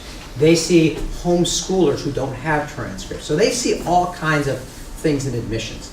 And that's one aspect of the college admissions process. There's other ones, extracurriculars, test scores, whatever you want to pick. What we have to make sure we do is that whatever we use for our transcript is that our school profile adequately explains it. And that's what colleges have told us. So, going ahead, that was the parents' biggest concern, is what about my kid getting into college? And I, having a high school sophomore myself, I totally understand that concern. But I also know from talking to college admissions, they're going to be okay. I think the front thing that you have is a thing from Harvard, because somebody asked me, they said, well, what about competitive schools? I'm not talking about other schools. They said, what about really competitive schools? So I got this from Harvard, which I guess is kind of competitive. And it's their assertion that students with a proficiency-based transcript will not be disadvantaged in the admissions process. And then this article, which I'm not going to ask you to read now, but if I did, I'd use a rubric to score you on it. This article talks about New England schools and how do they regard a proficiency-based experience for kids. So that's there as well. And those are the burning questions. What do colleges think about this? What does the transcript look like? Another concern, and this was a legitimate concern, they were hearing that their students couldn't get a 4. And in some cases, we did have people that were scoring things, and they were saying, well, you can't get a 4 yet because you haven't gotten far enough along on the process. So one of the things that we've made clear for next semester is that if you're scoring a student using a rubric, you've got to show them what exemplary looks like. You can't just say, well, you can only get a 3. You can only be proficient. We've got to give them an opportunity to show that they're exemplary. We've got to have clear criteria for that. And that actually is one of the strengths, I think, is once you have that criteria, you can actually say, do X, Y, Z, and you're exemplary. It's not, I think what did somebody say today, we were talking about, a teacher at another school said, well, I don't know what a 4 is, but it wows me. What is that? That's not really fair to say. You can't just say wow me. You've got to say, this is what I want to see for you to get a 4. So that's something that we've talked a lot about. The other thing is the parent portal. I think, and you could probably talk to this, it's really hard to navigate right now. The information that parents need is there, but it's hard to get to because you have to click on the grade, then you have to know to scroll down to standards grades and click on the standards grade, and then you have to know to click on the little blue icon that shows you the standard score. It's a cumbersome process. We're going to get something out for parents for next semester so they can reference it. But one of the things we're looking at for next year is we're looking at going to something called Unified Classroom, which is a Power School, new version of Power School that will let us, the portal is a proficiency-based portal. You look at it and you see the proficiencies, you see how your child's doing, and you also get to see assignments upcoming. It's a really nice interface. So, That'd be great. It'll be awesome, right? I mean, I'm really kind of excited for it. I keep calling it Ultimate Power School. People say, no, that's not what it's called. So the other thing is we talked about this year, because, as I mentioned earlier, this year we allow teachers the option to either do a 1 through 4 or 0 to 100. And one parent very kindly described that as a hot mess. And they were correct. It's really confusing right now. Because if I have Frank Rucker for economics and he's grading on a 1 to 4 scale, but I have Keith Lyman for English and he's grading on a 0 to 100 scale, as a student, as a parent, that's really confusing.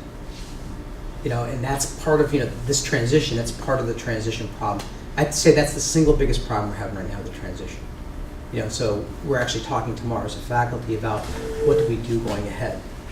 I actually said, hypothetically, what if we said we're going to go to 1 to 4 in January?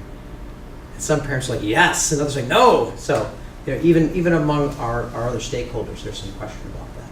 So, it's not an easy process. I mean, I think I've said that for several years. It's not an easy process. So I want to show you real quick before I take questions how it feels right now for some of our teachers.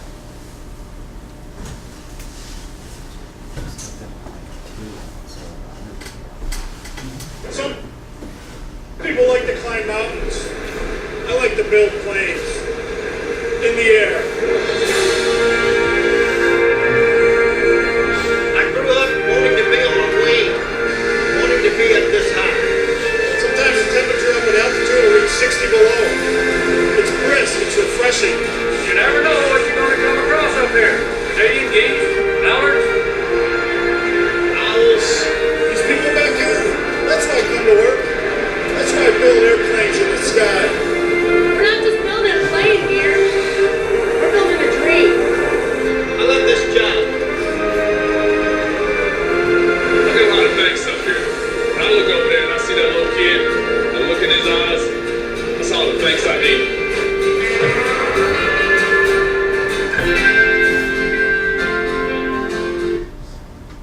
So, I can't say enough about how hard our teachers are working to do this. The analogy that we used to use when we had school change was we're trying to change the tire while the car's in motion. This is building the plane in the air because we haven't stopped for a year and said, let's not have students here for a year. That's why we put the system together. I mean, our teachers are building this plane in the air. Somebody pointed out to me that their kids are on that plane. And I get it. But the plane's getting there. We're going to get there. Our kids are going to be okay. But it's a challenge. And so, that's one thing I can't say enough, that our teachers are working really hard. And the other thing that's been tough for the staff is we talk so much about proficiency and rubrics and standards and all the words you've heard me use tonight that we got to remember that great teaching is great teaching. And we have great teachers who are doing a great job. And try to constantly remind them. So if you see any of our teachers, remind them that great teaching is great, and they are great teachers, they really are, so. Sean, questions? Well, I was just wondering, is every course going to have this? What about an AP course, which is partly controlled by forces outside of the academic, you know? Right. AP courses will use our graduation, our content proficiencies. They'll use our graduation proficiencies. Those curricula so what happens with an AP course is our AP teachers write the curricula themselves. They submit it to AP and they have it approved. And that's actually an annual process. And usually it's just the same curricula. But we're gonna, that's one thing they will do. And so those courses will have proficiency scores. So it will be a universal system within the school? Yes, so the universal within the school. The one place that's a little different, and this happens, is if a student takes a college course at Marlboro College. We can't tell Marlboro College, you got a grade 1 to 4 for it, we can't do that. So that won't happen. So that we'll get a score in there. We'll have to figure out how we're going to convert that score to a 1 to 4. So. Are kids still taking online AP courses? They are if the course isn't offered, right? So VHS does have some AP courses that we don't offer yet. So that wouldn't be right. VHS is the same thing. They won't have 1 to 4 though. I was talking to Patricia DiMaggio, who's one of the people from the VHS from the home office, and she and I were talking about this process because it's not just us. And she said they're going to have to start thinking long and hard about how are they going to handle a consortium of 900 high schools. How are they going to handle that if half of those schools are going 1 to 4 and half are going 0 to 100? That question also falls to the Career Center. They serve a whole bunch of different schools. I'm sure they're talking about it. They're going to have to figure out how are they going to accommodate scores from Twin Valley, then Gray, BUHS, and Hinsdale, when they because New Hampshire's going to something called a competency-based system, which is similar. So. Other questions? I do a little bit. I mean, though I don't want it's getting late. We're ruining your record, Ricky. That was part of the plan tonight. Yeah. Okay. Okay. That's good. It looks like some of the proficiency base and all the different things are for communication. I mean, when I presume when somebody is grading a paper, you look at, maybe it's explicit or it's implicit, X% for content, X% for grammar, and you do that, and then you get an 85, or you get a 90, or you get an A or a B, or however it's done. So, but you're right that somebody else looking at it wouldn't know what it is. So part of it is just deconstructing the grade. Right, that's the prism. Right. That's the slide that I thought of that. So part of that, I'm thinking part is what you spoke to at the end of the work that the teachers have to do. So part of it is just being clear and just not putting a number grade, but showing how the grade came about, which strikes me as it's not that burdensome. One thing that I'm concerned that struck me as concerning is that once every 2 weeks, a teacher has to meet and a student has to meet and go over these. I just time-wise, I don't quite see how that works. And you are talking about getting rid of every 5 weeks whatever the progress reports are. But that seems a lot. Sometimes one hears that, oh man, there's just so much process around it that I can't teach, which you spoke to at the end, which is really key. So I'm not sure how to balance.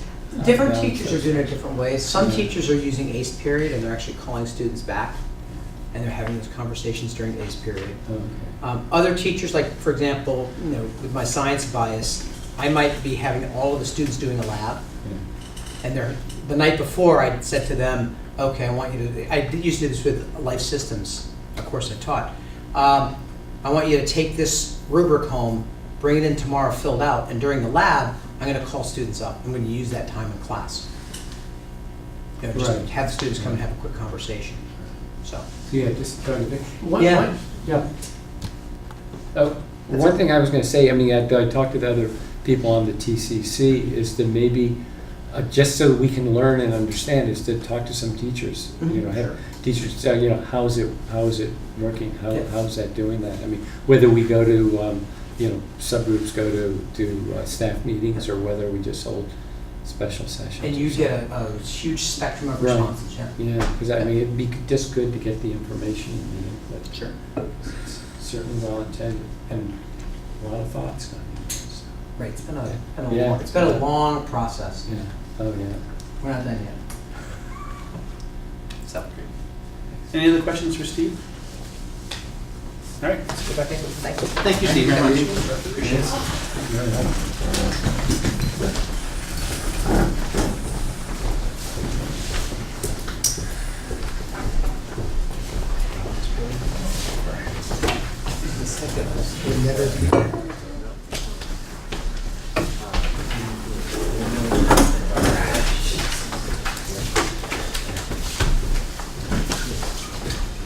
Frank, do you have anything special office? There's just one thing about our minutes that Barb mentioned with you.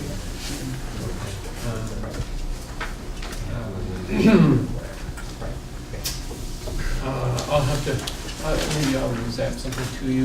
Okay. I think it's a historical meeting where we just needed some minutes recorded. Oh, yes. I made a motion.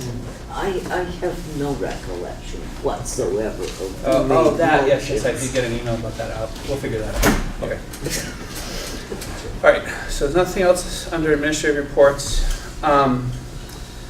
Thank you very much for that again, Steve. Under unfinished business, Act 46 discussion was left on there because I just didn't know if anybody who may be part of, I know, Ann, you've been going to some meetings, yes, about Act 46 from Putney, yes? The AGS meetings? Yeah. Yes, I have. Yeah, and some other people may be going to those things too, and I didn't know if there's anything that was pertinent that anybody wanted to share with this board and the folks here at BUHS number 6 about the process, how it's going, because even though we're not, this group is technically not involved in the process, we will be affected by the process. So I just wanted us to stay as informed as we can with that as we go forward. The AGS committee is requesting an extension from the AOE to present their alternative plan. The Brattleboro School Board requested the same, but Rebecca Holcomb turned them down. Really? The deadline is written into the law, Right. so they'll have to submit something. Putney's always been planning on submitting something, so. And I missed the last 2 meetings for 2 different reasons. They have the beginnings of a plan.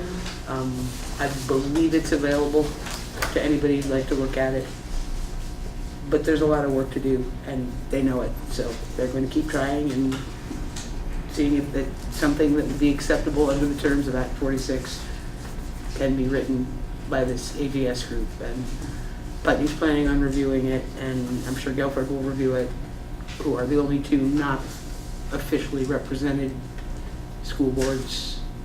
Like, we're there, but we're not part of a subcommittee. So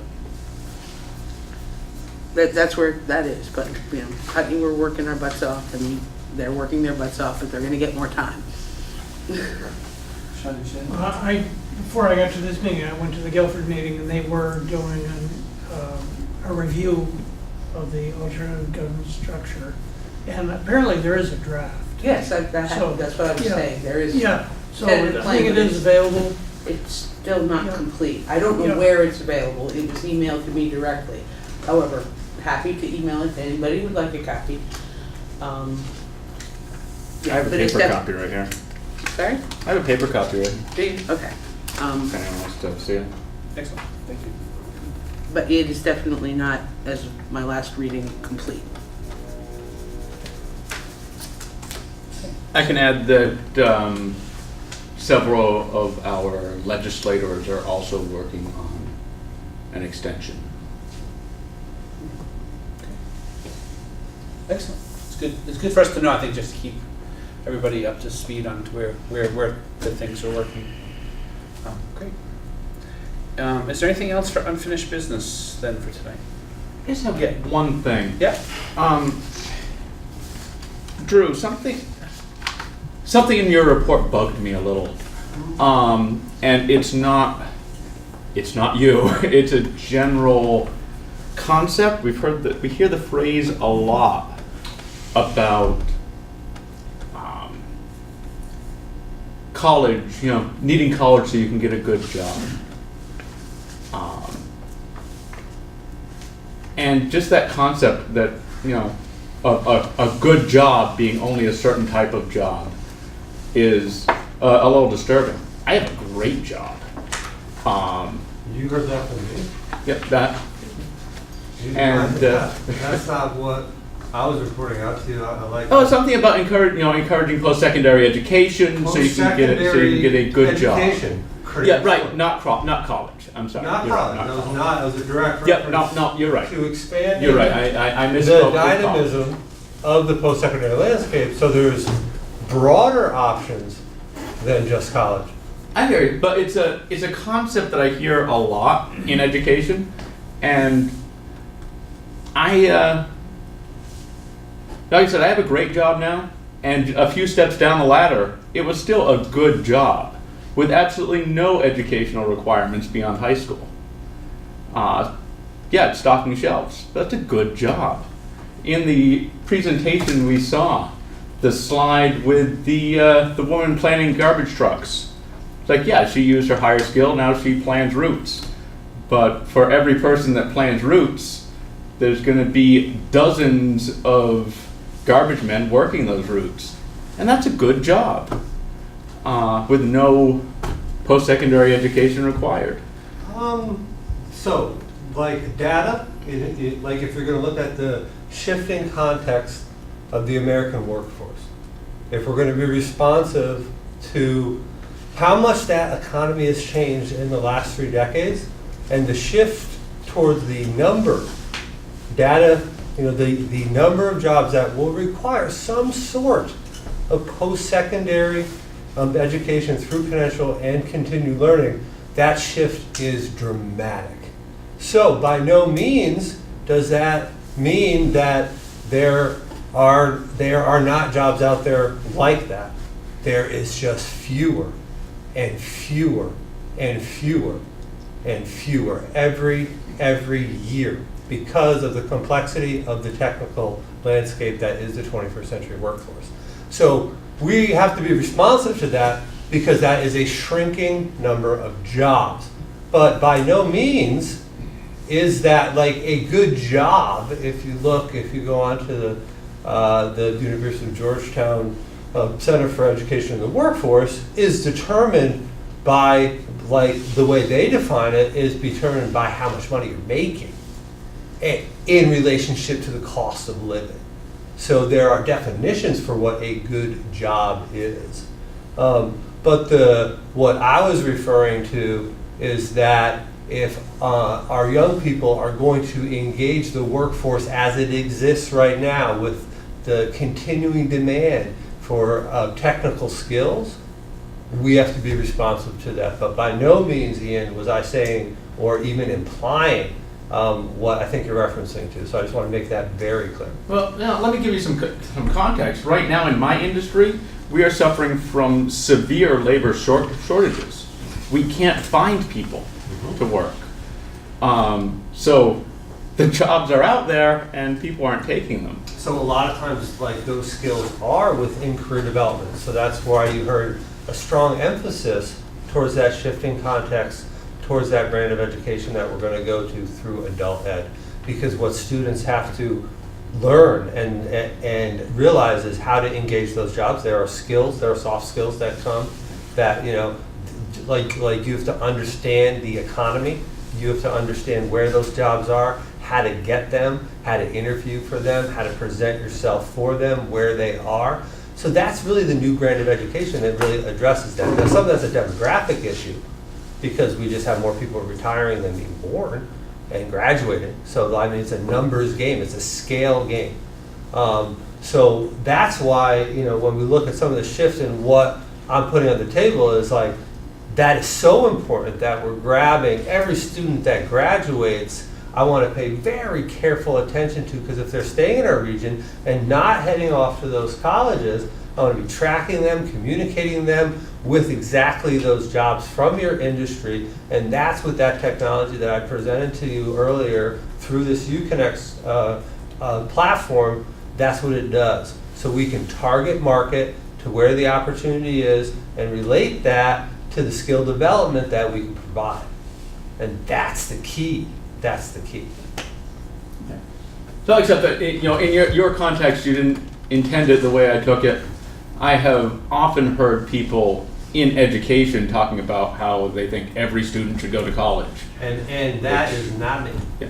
And I can present to you a multitude of PowerPoints and data-related arguments that really support us really rethinking that, because I think it's a herd of buffalo headed towards college. And if you look at the data through the collegiate learning assessment that's being presented now through a study of the first 3 years of college, it's being printed that, like, not only are all these kids going to college, they're not learning anything there. And the graduation rates are very poor. And the amount of work that students are getting in their program of study, for the 42% that do graduate in the 1.5, in the 6 years, over half of them aren't even working in their program of study. So that goes back to that career development frame. Students have to be aware of what they want to study, where it's going to get them, because our workforce and we can't afford to have so many students go to college, get a 4-year degree, and then not work in their program of study if it's if it's not liberal arts related, pre-professional. There's a variety of degrees, but the data on that is really the ball and chain in our economy right now, if you ask me. Sounds like a bigger discussion. Open up. Yeah. Don't get me going, because I'm very much passionate about exactly what you're talking about. Excellent. Okay. Is there anything under new business? That was sort of a branching into a little bit of new business, but it was kind of old too. Any other new business for tonight? Mr. Chairman, Yes. I move we adjourn. Seconded. Moved and seconded. All in favor? Aye.